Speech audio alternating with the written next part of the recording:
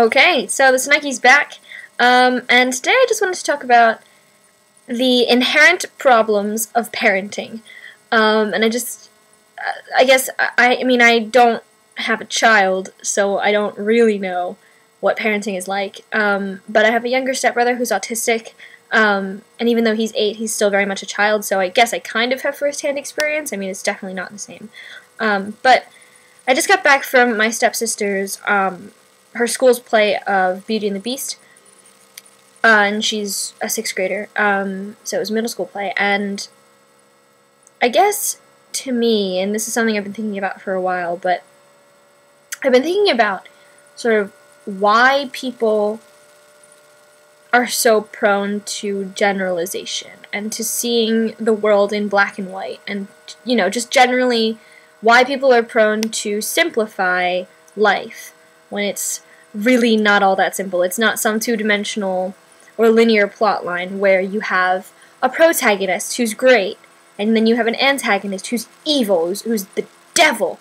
And I think that might stem, or, you know, is influenced by, at the very least, I think it stems from our childhood, in that at least, you know, I guess I can't speak for many other countries, but I think for a lot of Western countries, at the very least, we tell children stories to make life seem easier, and to teach them moral lessons, and to simplify life so that their tiny little brains can understand.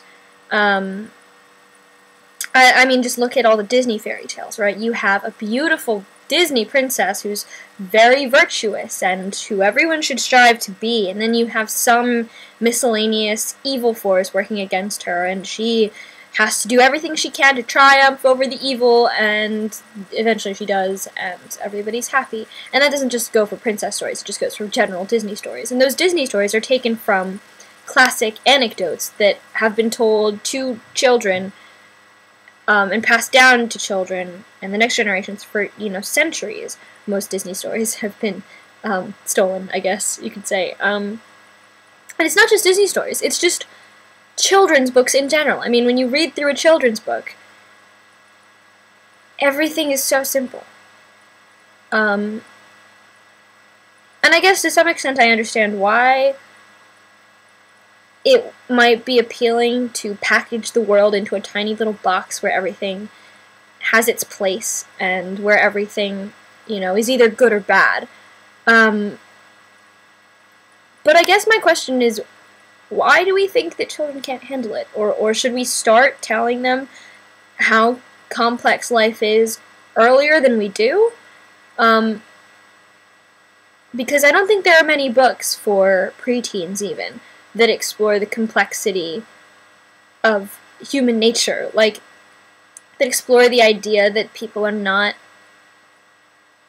good or bad. Yeah, and I guess, like, you know, along that vein, why do we try and tell younger children, why do we try to get them to do certain things by saying that it would be normal if they did them? Like, with my younger stepbrother, when he doesn't want to eat his food, you know, whether it's vegetables or whatever, we do this thing where we're like, oh, but you know, Victoria is eating her vegetables, and, you know, your stepdad is eating his vegetables. Don't you want to be like them? Don't you want to eat your vegetables? Don't you want to be a big boy? Big boys eat their vegetables. And, you know, then, of course, later on, we completely reverse that kind of mentality when we say, oh, but you shouldn't want to conform. You don't need to conform to, you know, other people's expectations of you. And yet, you know, we've kind of sown those seeds already, where we tell them that they should be like other people. And I don't really have a solution, and I don't have, you know, alternate ways to parent without doing those kinds of things, because I don't think many parents don't do those kinds of things. I think most parents do that sort of thing. But yeah, I guess that's just kind of what I've been thinking about today. Alright, have a great rest of your Saturday.